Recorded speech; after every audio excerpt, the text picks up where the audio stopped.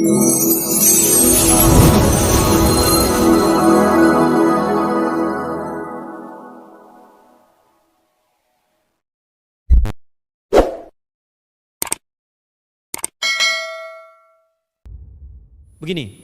apakah semua orang yang puasa bisa mendapatkan 4 kemuliaan tadi atau tidak? Ini poinnya. 4 itu kalau digabungkan jadi takwa namanya. Singkatnya, apakah semua orang puasa pasti bertakwa? Ya, tanyakan Al-Quran. Apa jawaban Allah di Al-Quran? Dijawab langsung di ayat Siyam. Al-Baqarah ayat 183. Ya ayyuhalladzina amanu kutiba alaikumus kama kutiba alal ladzina min la'allakum. Nah, kalimat tattaqun itu diawali dengan kata la'allakum. La'alla itu namanya harfut taraji. Saya ulang ya, di ilmu nahwu la'alla disebut harfut taraji. Al-Imam As-Suyuti berkomentar begini. Setiap ada satu harapan, keinginan besar yang ingin dicapai, tapi diawali dengan kata la'alla atau la'allakum, ini menunjukkan bahwa harapan itu, alhamdulillah, harapan itu tidak mungkin bisa dicapai kecuali dengan kesungguhan, keseriusan.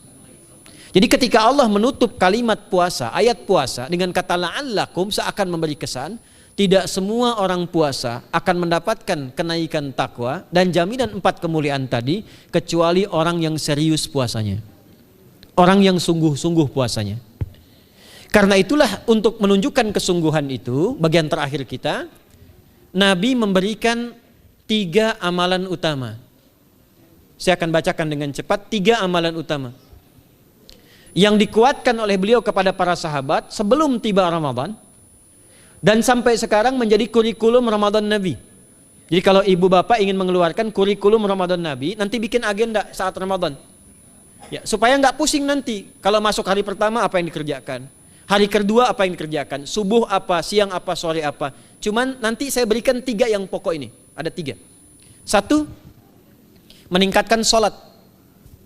Saya ulang ya, meningkatkan apa? Sholat. Kalau meningkat secara singkatnya berarti bertambah dari yang sekedar fardu, tambah dengan apa? Sunnah. Maka dari sekarang keluarkan semua jenis sholat-sholat sunnah. Keluarkan dari sekarang apa saja, siang dan malamnya. Yang rawatib ada berapa rawatib? Rawatib 12. Ya, rawatib itu yang melekat dengan sholat fardu dan menentukan untuk memperbaiki sholat fardu. Menambah. Jadi kalau kurang khusyuk ditambah dengan sunnahnya disebut rawatib. Bisa sebelum, bisa setelah sholat fardu. Ada 12 dari hadis Nabi sallallahu alaihi wasallam. Man shalla isnatai asyrata raka'atan, siapa yang sholat 12 rakaat fi yaumin wa lailatin, yang mengiringi sholat fardu siang dan malam.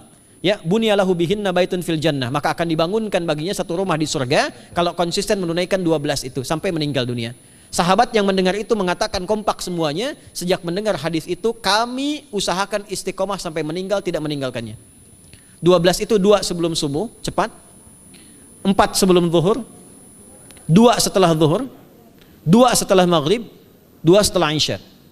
2 rakaat sebelum subuh, 4 rakaat sebelum zuhur. Kalau nggak bisa 4 rakaat karena terbatas waktunya, boleh 2 rakaat khusus untuk sebelum zuhur.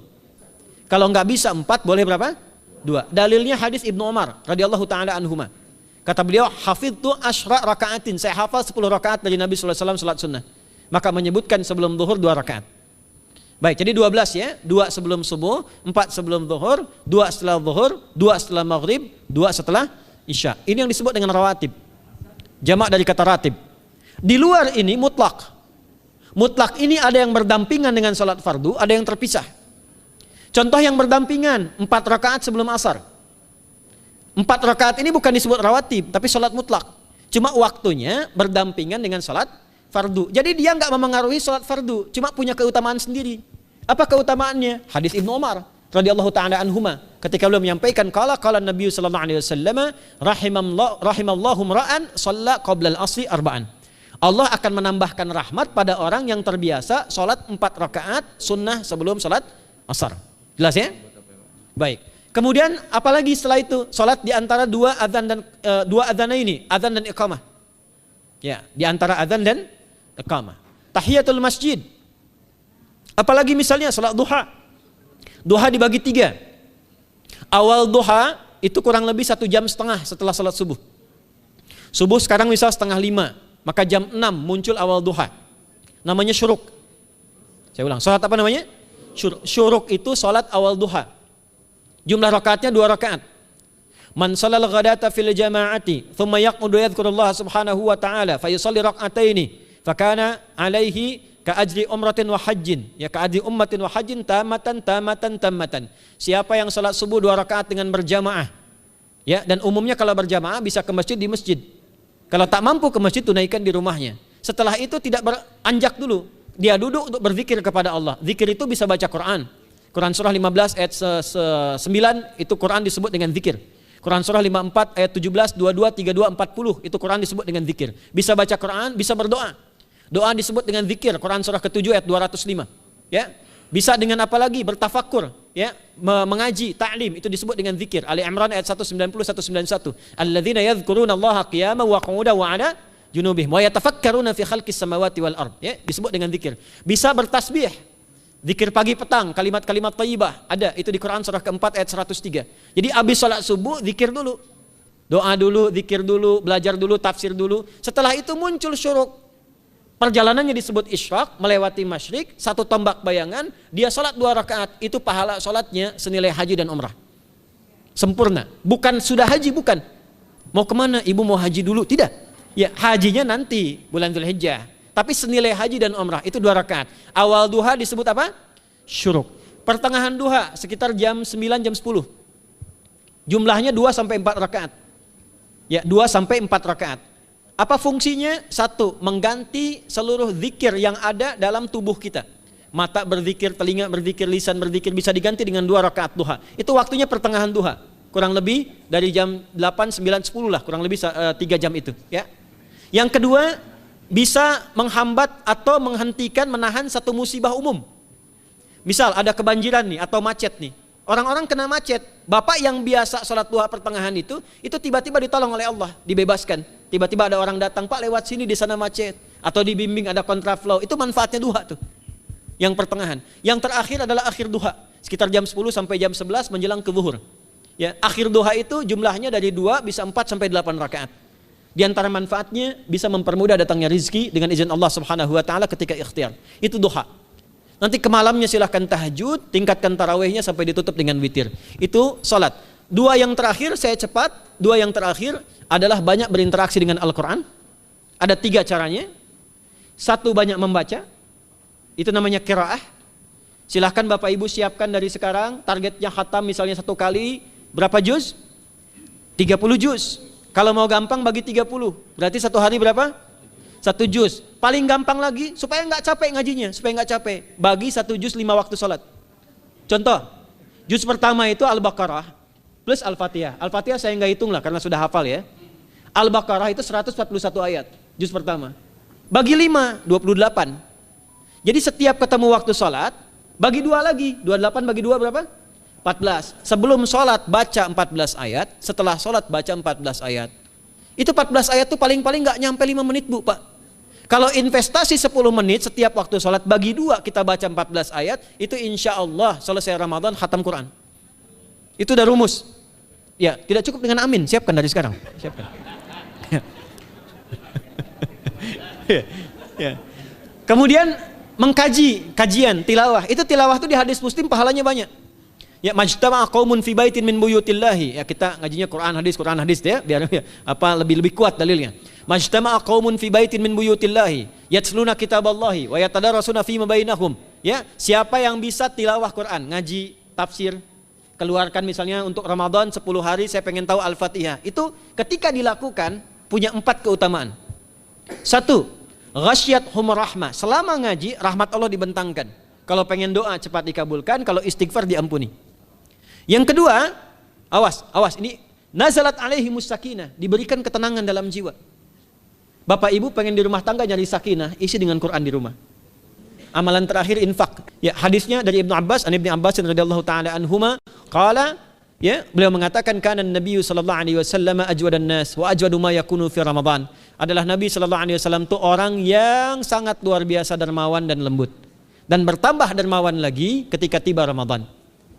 Apa yang dilakukan Nabi? Mensupport sahabat, siapapun yang punya anggaran untuk infak, disiapkan sebelum Ramadan. Jangan berpikir banyak, Bu. Yang penting ada anggaran, 30.000 nggak ada masalah. Setiap hari 1.000, tidak harus uang, makanan. Pernah dengar hadis ini nggak?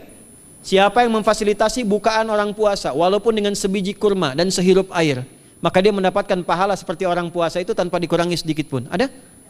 Hadisnya sahih di At-Tirmidzi. Tapi bukan berarti nyari kurma ke Tanah Abang setiap hari 1.